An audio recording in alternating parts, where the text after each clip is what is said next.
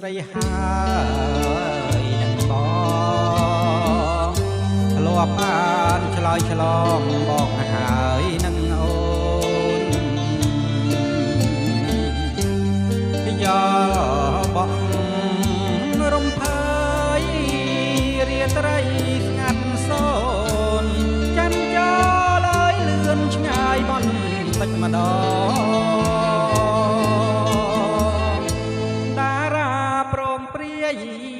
រាយលើមេធាទេដាស់គុណនីរាប់មិនបាន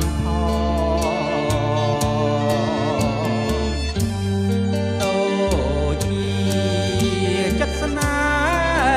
ហ៍របស់រៀមបងស្នេហ៍លើនោះដងរៀបរាប់ពុំបានក្លិនអើយក្លិនខ្លួនក្លិនស្ងួនជីវ៉ាអោបថ្នមកាលណាក្លិនអើយជាប់ប្រាក្រអូបខ្លាចក្លិនស្រស់កែវកល្យានគ្មានអ្វីស្មើបានក្លិនប្រានពុំងា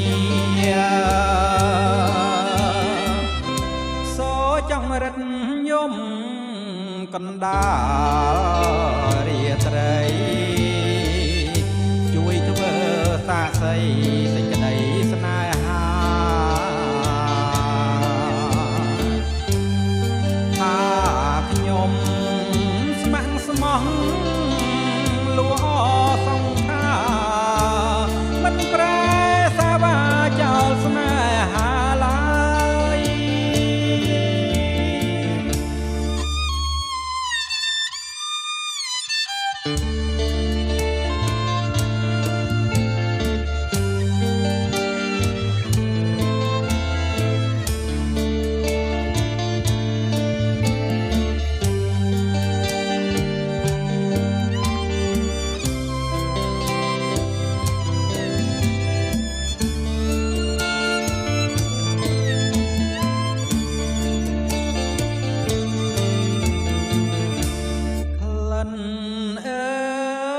ក្លិនខ្លួ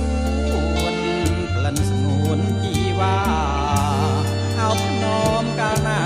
ក្លិនអើយជាប់ប្រាក្រអូបក្លែបក្លិនស្រស់កែវកល្យានគ្មានអ្វីស្មើបា